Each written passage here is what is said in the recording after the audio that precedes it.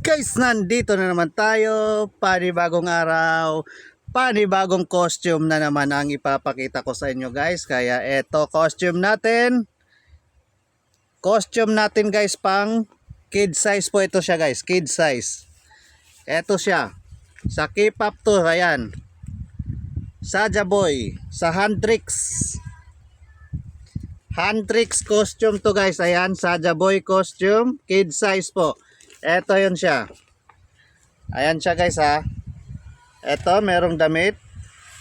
Sombrero. Ito yung parang chain niya. May pantalon din to siya guys. Ayan. Eto. Bubuksan na natin guys para makita nyo.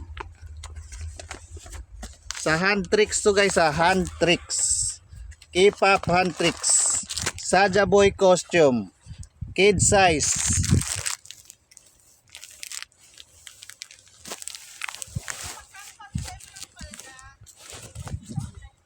Ayan, pakita ko sa inyo guys.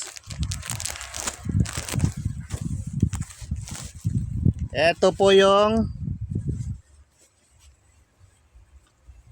ayan, ito yung ano niya guys. Damit. Ito yung panloob niya.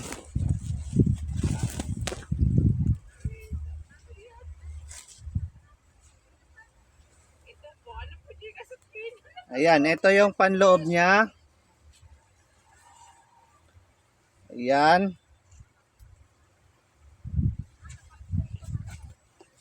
Ito naman yung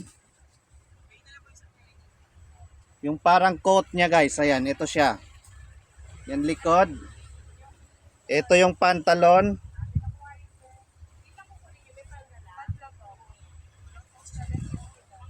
Ayan, pantalon. At siyempre ito yung sombrero niya guys. Ayan, ito yung sombrero. Ayan to siya guys ha. Ito yung Saja Boy costume natin sa mga naghahanap po ng Saja Boy dyan. Ito ating Saja Boy costume. Set na to siya guys. Ayan, kung ano yung nakikita nyo dito sa picture niya. Ayan, meron po yan lahat. Ayan, pantalon. Ito yung robe niya, panloob. Ito yung chain. Meron dito yung chain ha.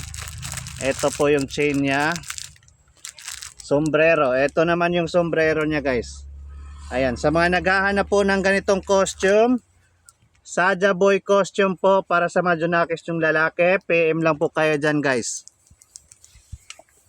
Ayan, PM lang po kayo or pwede nyo po akong tawagan sa aking cellphone number 0966-230-6788. Ayan po aking cellphone number. Kaya sa mga naghahanap po dyan ng Saja Boy costume, eto na po, tawag na lang po kayo guys. Ayan, thank you for watching. Bye bye.